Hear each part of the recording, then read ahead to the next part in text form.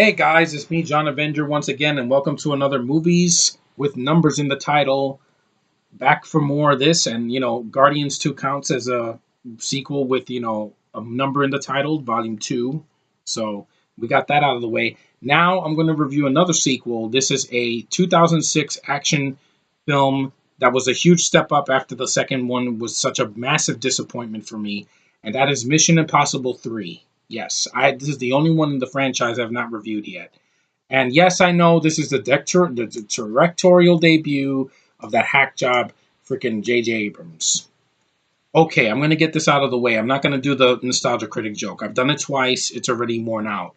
Um, he got lucky as a director. If this movie had tanked, Abrams probably would have never directed again.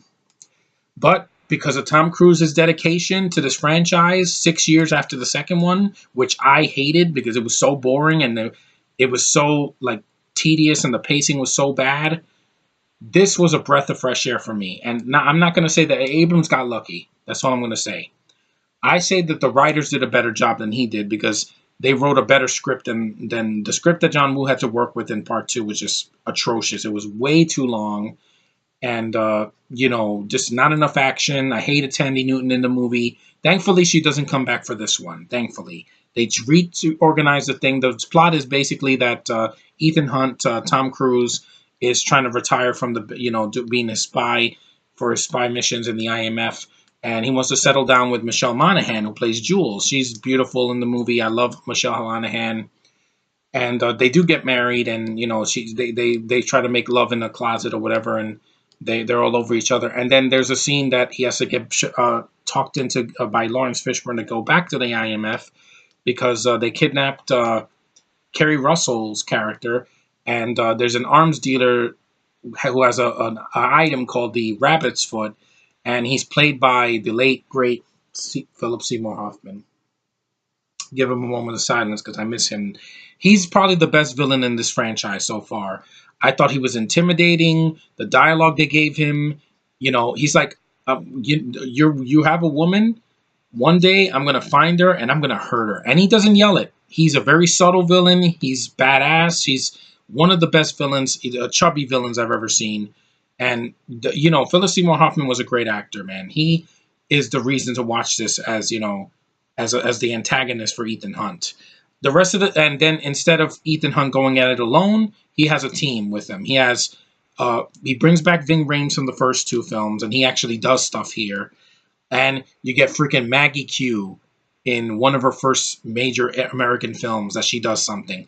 I've loved Maggie Q since the day I saw her in Live Free or Die Hard. I'm like, that is a gorgeous Asian woman. She can act. She's super sexy.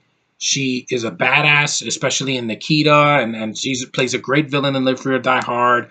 I loved her in Balls of Fury. I think even in Divergent, I know my friend Sean hates those movies. She's not the problem with those films. And just a very appealing, gorgeous woman actress.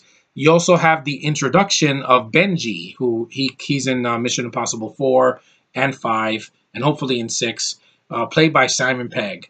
Great British actor. I know he's a Brit.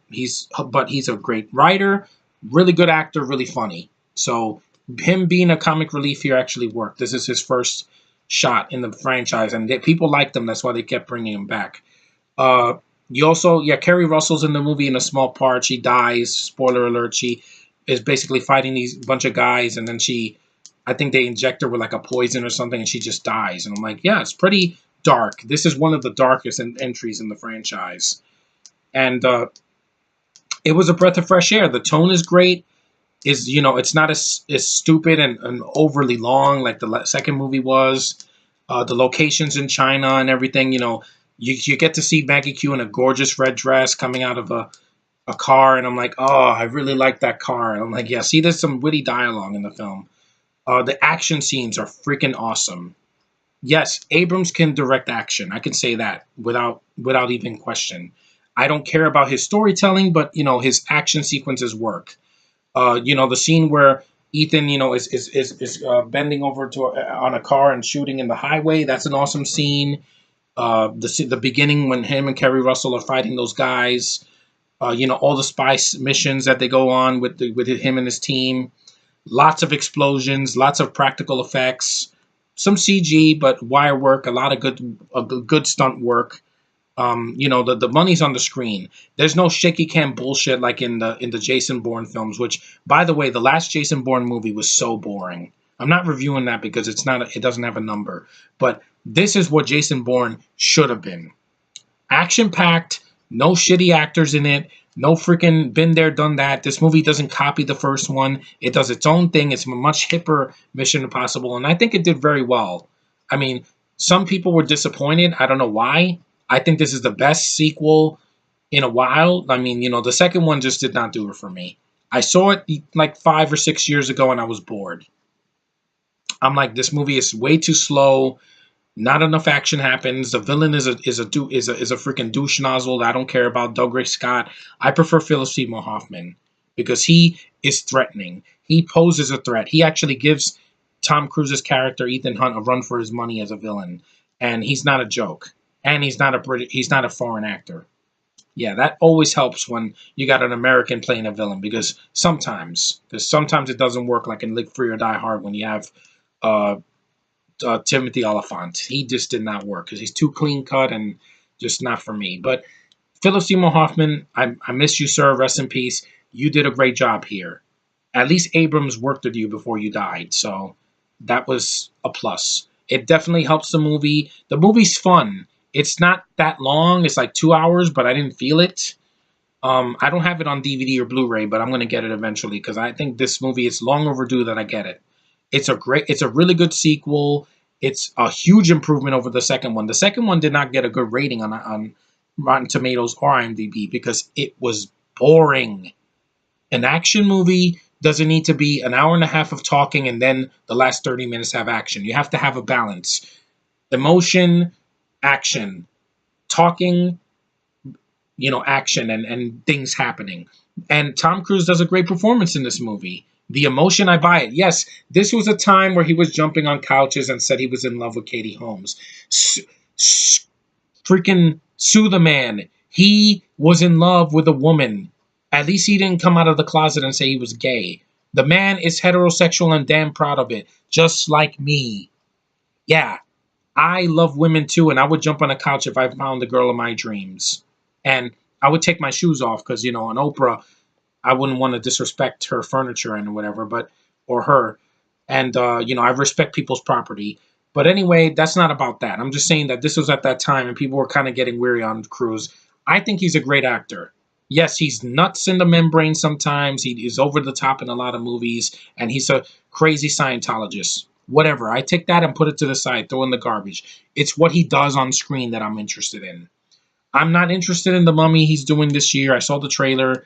It looks like shit. I'd rather see the Brendan Fraser movie because I have some nostalgia for that movie.